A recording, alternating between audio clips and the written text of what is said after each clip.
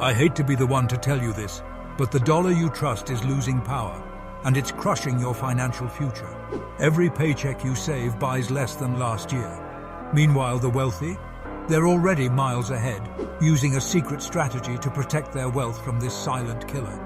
The dollar moves like a tide, rising and falling based on inflation, interest rates, and global politics.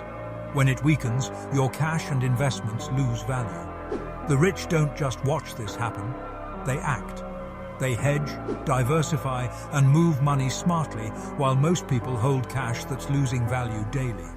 Dollar strength measures how powerful the US dollar is compared to other currencies and assets. A strong dollar means more buying power abroad, but it also impacts exports and investments. Knowing this movement lets you make smarter financial moves before the market turns against you. Ignoring dollar strength means losing control of your financial future. The wealthy use it to multiply and protect wealth. You need to learn it or keep losing ground. If you want to grow financially, make sure you follow me. Your future self will thank you.